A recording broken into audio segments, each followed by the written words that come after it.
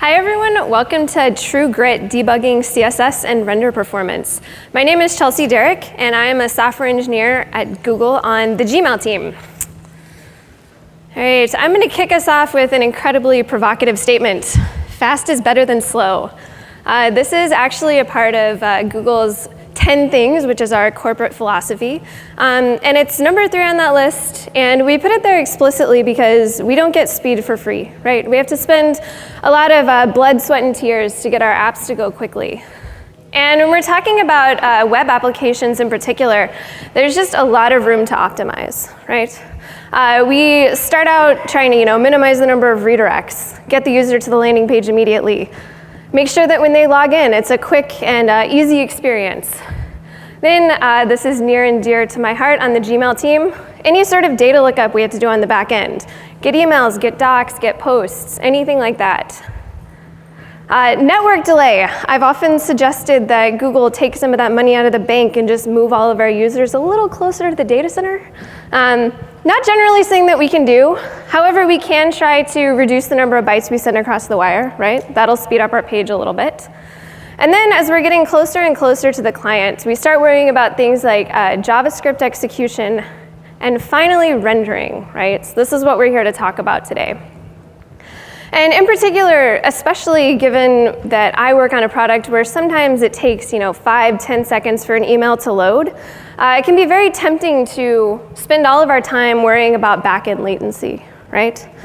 However, that just isn't quite good enough. So even though we're talking about much smaller periods of time, often milliseconds when we're talking about rendering, we can't look at that as just a drop in the bucket. Though that time is really, really important to our users.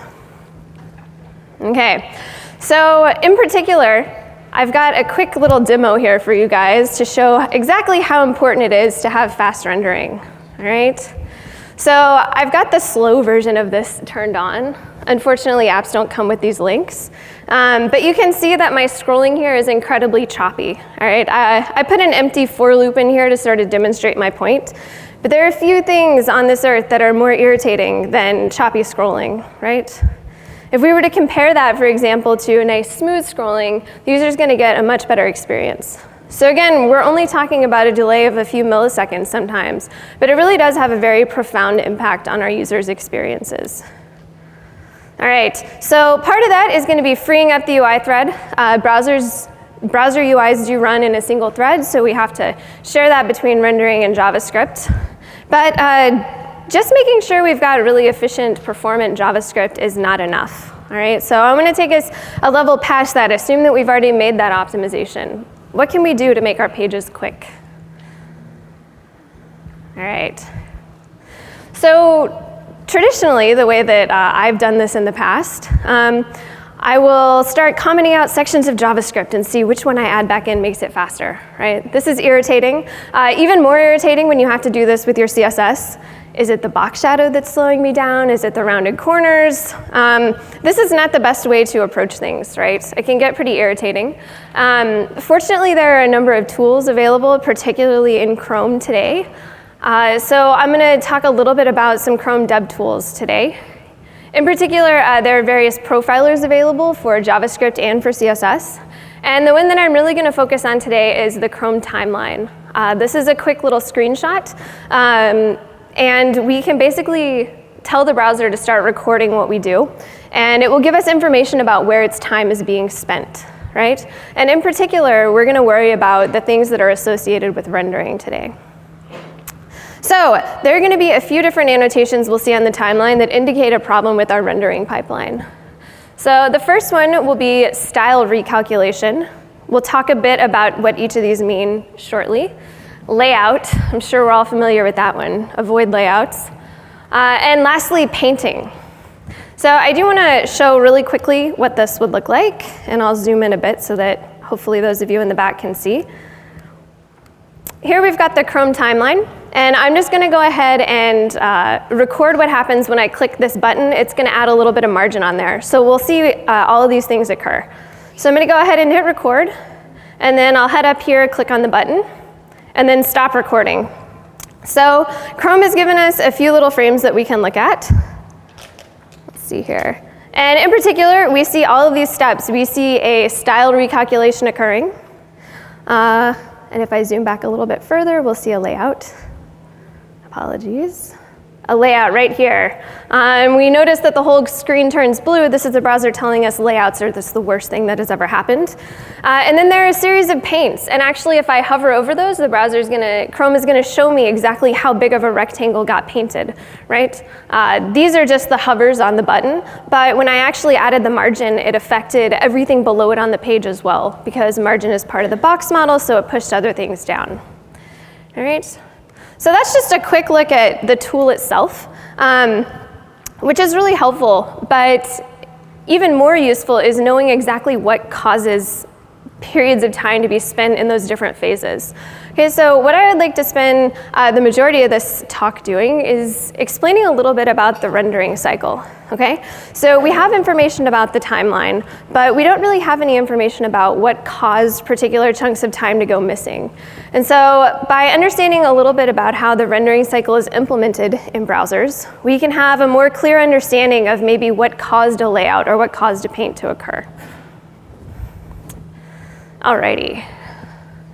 So first of all, any edit that we make to the document is going to cause the rendering cycle to be entered. And here are the steps that we're going to be working with. Updating the DOM itself, calculating CSS property values, building the rendering tree, and then using that to perform layout calculations. And then there are two more steps at the end, which are paint and compositing. All right, so let's look at each one of these in a bit more detail. Alrighty, so first of all, the DOM is basically an API that provides access to HTML documents, right? The browser parses this and provides us with a tree of objects that we can manipulate with JavaScript. Now, this is the first step for a reason. Everything else in the whole rendering cycle depends on this being accurate, okay? So when we, for example, add a child or change a class name, the first thing that has to happen is we have to actually edit the DOM, all right? This may be familiar to you if you have used the DevTools element inspector. We'll see a tree representation of our document, right? And that's actually going to be reflecting the DOM itself. Okay? And here's a little snippet of JavaScript with some examples of things we might do to cause the browser to have to edit the DOM, right? We might set the inner text or inner HTML. We might add or remove children, or we might even just change the attributes on an element. Okay, any of these things are going to cause the browser to enter the rendering cycle and go to step number 1. All right. The next thing that the browser does, once it's got an accurate snap of the DOM, is it's going to calculate CSS property values. All right. So that means for every single element on the page, the browser has to have a value for every single CSS property. Depending on what kind of element you're looking at, this is often upwards of 200 different properties. So we can kind of get a glimpse of all the work that the browser is doing. In the Chrome inspector, if we take a look at this computed style zippy, we can see that there are just a ton of properties here. All right? Fortunately, browsers today are fast, but it's still an amount of work that has to be done before we can actually make updates. Okay? So here's an example of just like a menu toggle button that we might have in our HTML. And then some CSS that goes along with it. We've got a hover selector. We might behave a little bit differently when the menu is open versus closed. Same thing if we've disabled the menu button, right? And going on a little bit further, we see some JavaScript that's going to cause style recalculations, okay? So if we set that disabled attribute to be true, the browser is actually going to have to start recalculating styles again, right? Because we can put HTML attributes in our CSS selectors. And here I've highlighted the key things that'll cause style recalculation. Things like pseudo classes, such as hover or active, can actually also cause a style recalculation, right? The browser had to go through, find new matches for all of our properties, and potentially change the value for various CSS properties. Okay, once we've got all of our CSS in place, we're going to start getting into the layout portion, okay? And the first step of that is building a new tree, right? We already have the DOM. However, the rendering tree is sort of an internal data structure that the browser uses to perform layout tasks, All right? It might be shaped differently than the DOM, and it might contain different things. So here are some examples. In the DOM, we're always going to have elements and nodes, right? These are the entries that we see in the DOM. And that's contrasted with the rendering tree where we see boxes. Those are things that are actually painted on the page. And in terms of the shape of the rendering tree, we actually have a different parenting strategy. It's not necessarily the case that a DOM parent is going to be the parent in the rendering tree. All right, so first let's talk a little bit about elements versus boxes. They're related, but they're not the same. Okay, so a box is going to be any entity that gets rendered on the page, whereas an element is just going to be an entry in the DOM. So here are some examples of elements that might never be rendered on the page. Things that are display none will not be in the rendering tree. Style tags, script tags, the head tag. Any of those things are elements, but not boxes. Similarly, there are lots of generated boxes that we do not have access to in the DOM. Examples include any pseudo elements that we've added to our CSS. Line boxes, if we've got a large paragraph of text with many lines, the browser is laying those out in boxes. And any other sort of generated box like an anonymous box. All right? These are all going to be painted, but not present in the DOM. And then there's a good deal of overlap in the middle. Divs, anchors, things that are painted that are also elements. All right? So in addition to the fact that we might have different content inside of these trees, they can also have a different shape. So a parent in the DOM tree is always going to be the parent in the HTML. However, the parent in the rendering tree is always going to be a box's containing block. Right? And if you ever decide that you just need some fun on Friday night and you read the CSS spec, you'll see lots of references to the containing block when you are reading the layout module. And in general, we actually do see a lot of correlation between the DOM tree and the rendering tree. But there are some notable exceptions. Absolutely positioned boxes are sort of the most obvious one. So whenever we're looking for a rendering tree parent for an absolute box, the browser is actually walking up the DOM looking for a positioned ancestor. Right? So this is going to be some other parent in the tree, or an ancestor rather, that has a position property other than static. All right? This will be the parent in the rendering tree. So I've got a bit of an example on the next page. So there's a bit of HTML here, and I'm going to show you the differences between the DOM tree and the rendering tree. So as we're parsing along with our HTML, we notice we've got this section element. It has a div child. That div child itself has got, a text node. It's got this nav element, which has a text node itself, etc. We can keep on parsing all the way down. All right, this is the structure we expect, right? We put in valid HTML, we got a tree back that looked exactly the same. Now if we're to go back and build the rendering tree from the same piece of HTML, it's going to look a little bit different. So our root element is the same, it's just going to be a block box. And we are definitely going to have that div as its descendant. However, something is a little bit different starts to happen when we reach that absolutely positioned nav element. All right? This is actually going to become a sibling of that div, right? Because the section is position relative, so that nav is going to be parented under that section element. All right? We also notice that we start getting some anonymous boxes that the browser generates for us. This is because any given box in the tree wants to have homogeneous children. So as soon as a particular box has a block child, it wants all block children. As soon as it has an inline child, it wants all inline children. All right, so the browser is going to do whatever it has to meet that constraint. And when we finish, there's a tree that is certainly shaped differently, but is in a really good position to perform layout tasks. All right, so this is kind of all setting us up to do a layout pass later on. We've already decided what everyone's containing block is, so we know it's containing width, all those kinds of things. All right, let's talk a little bit about the properties that are going to affect the rendering tree.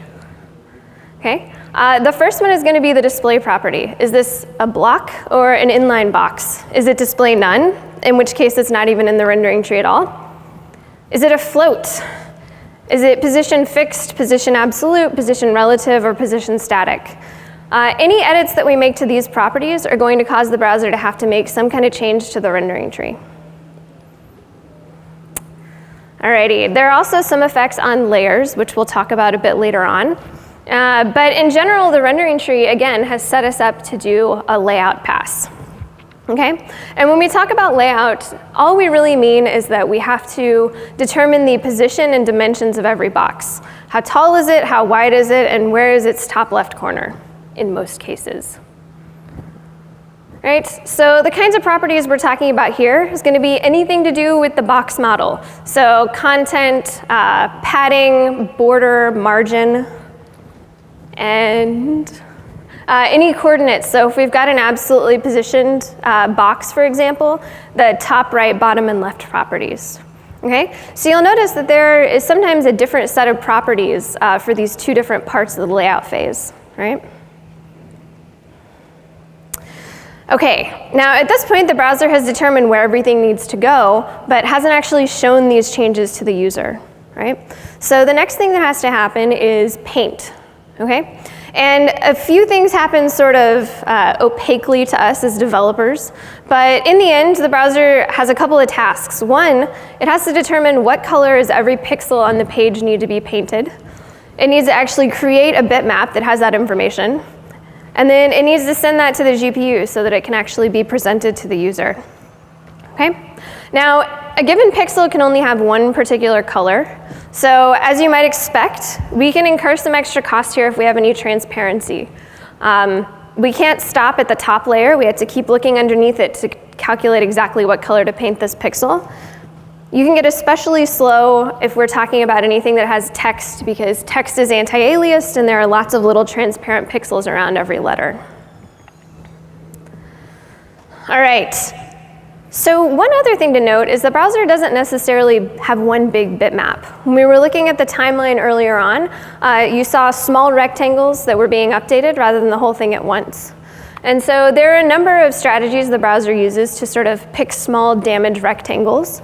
And one of those is it can have several different layers. So we can actually tell the browser how to slice the page up. Okay? I know that all these things are likely to stay together relative to each other. So, keep all these in one layer. And then it will be the GPU's job to put all of those together in the next step. I do want to point out that although browser vendors tend to be going towards this layer strategy, it's not specified behavior anywhere. So it is an implementation detail, one that we certainly want to take advantage of when we're trying to get a really fast experience, but also one that we can't say will still be there in a couple of years. Hopefully we won't have to worry about it anymore. All right, so we've got a bunch of bitmaps that's been handed over to us, and we need to composite them together. So all these layer bitmaps are handed over to the GPU. The GPU sticks them all together and then draws those things on the screen. Now, anywhere we see some sort of handoff from the CPU to the GPU to the actual renderer, those are all going to incur some sort of cost because we're transferring this object around in memory. So that's something to keep in mind. But something else to note is that the GPU, it turns out, is very fast at drawing things, right? This makes sense. The first G is for graphics. So it's much better for us to spend as much time in compositing rather than painting if we have the choice. All right. So properties that the compositor is really good at are going to be opacity. So things that are if we're just doing some sort of transition or something that just changes opacity, the GPU can do this all on its own. And same thing with transforms. So that's going to be a thing like a rotation, a skew, a translation, any of those things that move a particular element around the screen. Transform is very, well, I think it's very interesting. You may or may not. We can move things around the page without actually affecting layout. Right? So typically when we move things around the page, we're using the position relative and we change the left property, or we'll add some margin, something like that. But all those are taking us back to the layout step. However, if we're relying just on transformation to do that, this element's totally out of the flow. The layout engine, the rendering tree, still thinks it's in the original location. So it's not dirtying up anything else anywhere on the page, right? Now, this also has the side effect that it's not pushing anything out of its way, so maybe you have to move other things as well. But to get certain kinds of effects, this can be a very handy thing to know. So if we look back over the rendering cycle that we've just discussed, we can see that there's definitely alignment with the things the timeline tells us, right? So in terms of updating the DOM and doing our style recalc, those are all going to fall into the style recalculation that we saw. And then we've got all of this layout work. We have to make any updates to the rendering tree and then actually calculate the layout. And then at the very end, we've got a painting step and then compositing layers, which I did not show you yet, but I will in just a moment. So at this point, we're armed with enough knowledge to maybe look at the timeline and sort of reverse engineer. Okay, a layout occurred here. I don't want one. What other strategy could I have used for that particular effect, right? And we can try to, remove layouts, eliminate style recalculations, that sort of thing. Okay, so I apologize because I'm going to be hiding behind my computer a bit, but I have a short demo app that I'm going to show various snaps of the timeline from. Okay, so first of all, the effect that we're going for here is going to be this little guy sliding in and out. And that's just a hover change, all right? So when I hover in, it slides in and out. And I'm going to show you what the timeline looks like for various different ways we could implement the same effect. All right, this first one is implemented with margin. We can see that we position this element off screen with margin left, and then we bring it back in whenever a hover occurs, right?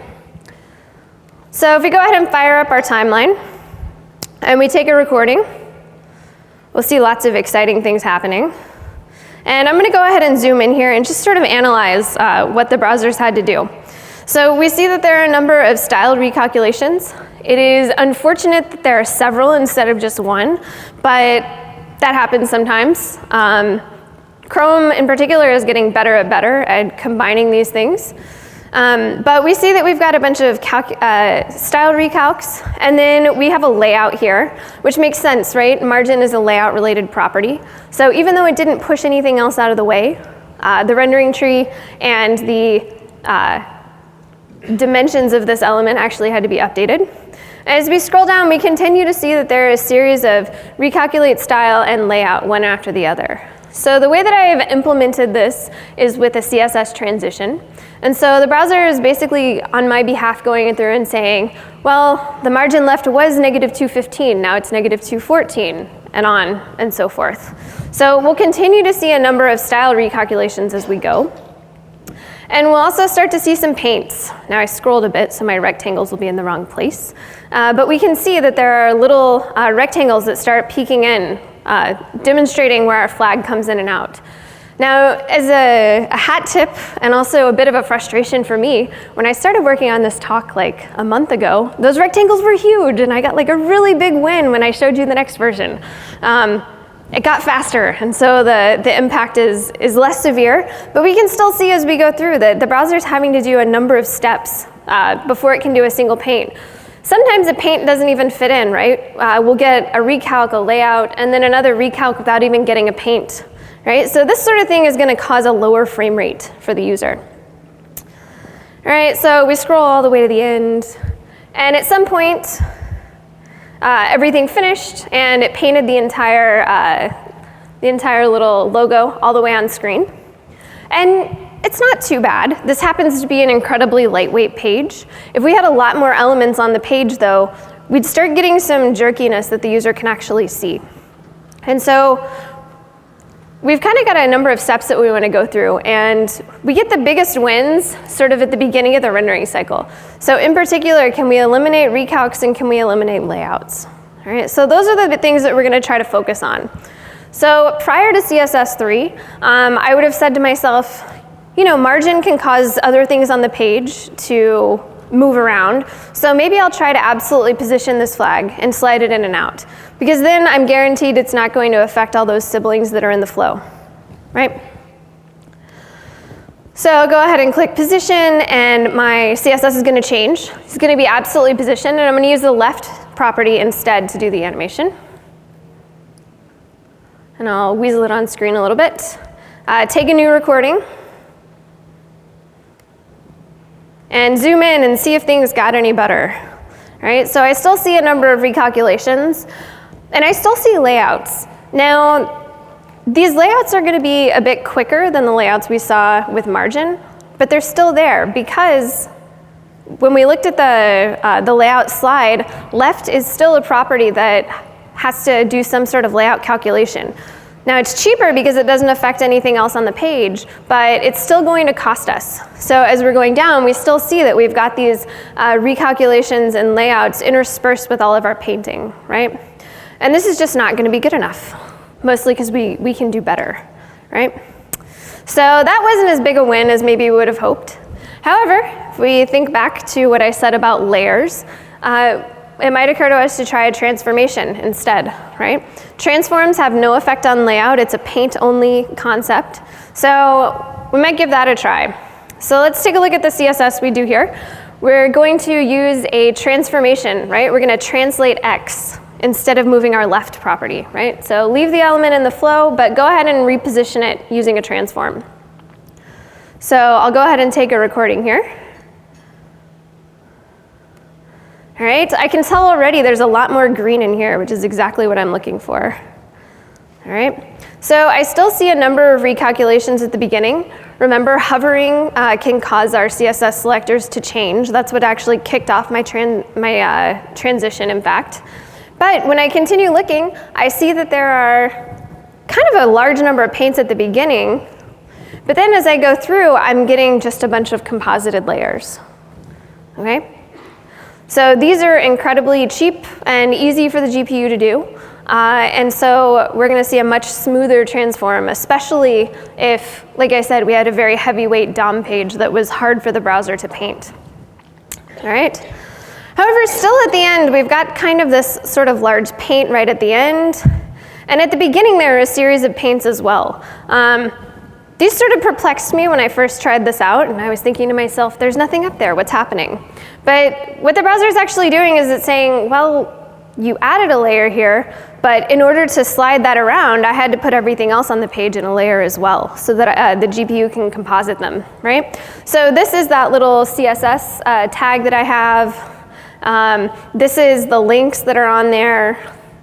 This is the flag itself, and then we had to do one big paint of the whole page to actually render those layers. All right. So for the duration of the animation, we actually get fairly smooth effects, but at the beginning and at the end, we have to do a very large paint. All right. And since painting is less efficient than compositing, we want to try to get the smallest rectangles that we can. All right. So you may have heard that Transform 3D is supposed to accelerate things, whatever that means, right? So whenever I'm sort of working on my own, I just sort of take that as a given and I say, all right, let's try that, see if it makes it faster. So let's go ahead and take a recording. You'll see at this point, I've used Translate 3D instead. I haven't actually done anything with the Y or the Z axis, but I'm gonna give it a shot and just see if it makes a change. Guess and check. The web developer's best friend. All right. So we'll go ahead and zoom in on here. And I still see that I've got a large number of paints that occur at the beginning. Okay. So I'm thinking to myself that this is not good enough. All right. What I want to do is I want to avoid these initial paints. So I need to actually take the things that are present here and I need to put them in layers the whole time. The problem here is that something is getting popped out into a layer. It's causing all this extra work to have to happen. So instead, if in the resting state I put them in layers all along, I can avoid this. So I'm going to go ahead and do this on the fly, hoping not to make typos in front of all of you. But I'm going to go ahead and say that everything will be in a Translate 3D in its resting state. All right, I already have one for the resting state of the bar. Right? But I don't have anything for this list that I've got right here. So I might try a transform 3D and say, don't go anywhere. Just kind of sit there. All right, and then I might do the same thing with this code block right here.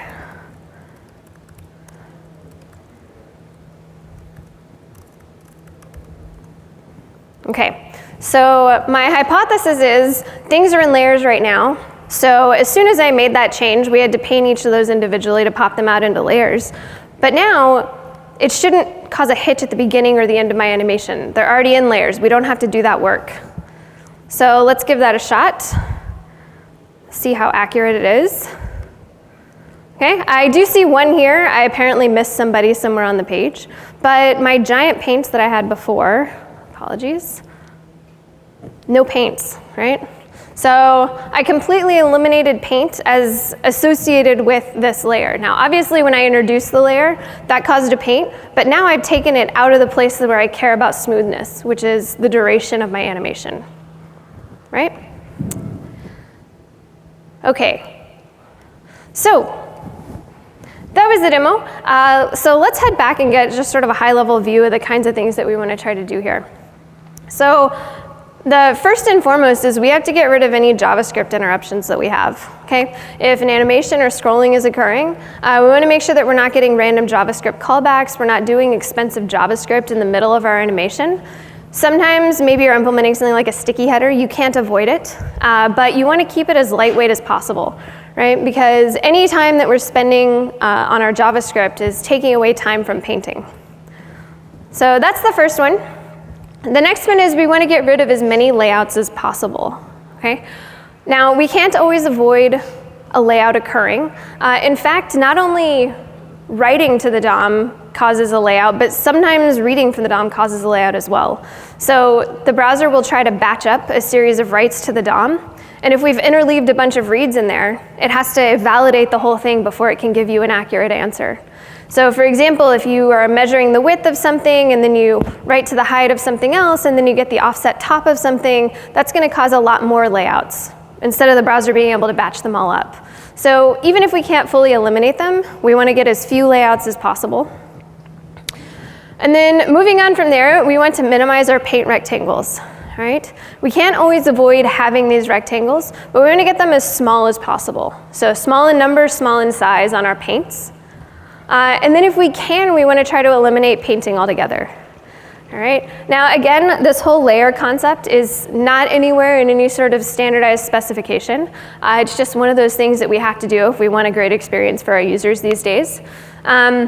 I will say that a question I often get is, well, why don't we just put everything into a layer and then we don't have to worry about it? It does take up some amount of VRAM, and if you put every element in the page on a layer, at that point there's so much memory being taken up and so much work to combine them all together that you sort of get very diminishing returns, especially on a very low-powered device like a phone. And so we have to be a little bit thoughtful. We have to choose our layers, carve up our page in a way that will actually support whatever particular effect we're trying to get. All right, so these are kind of our takeaways from this session. And if we're trying to improve our rendering time, we kind of want to start at the top and go to the bottom. We'll get the biggest win by getting rid of our JavaScript and so on down the page. There are some links on here, and I will also have a link to this slideshow. But there are a ton of great resources available. The Chrome team has been wonderful about posting things to the HTML5 Rocks website. So definitely highly recommend that one.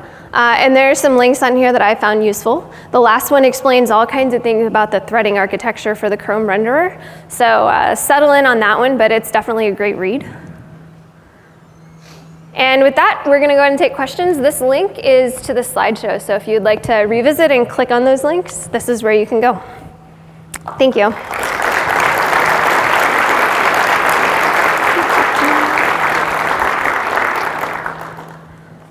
And if there are any questions, there are a couple of microphones. There's one here in the middle.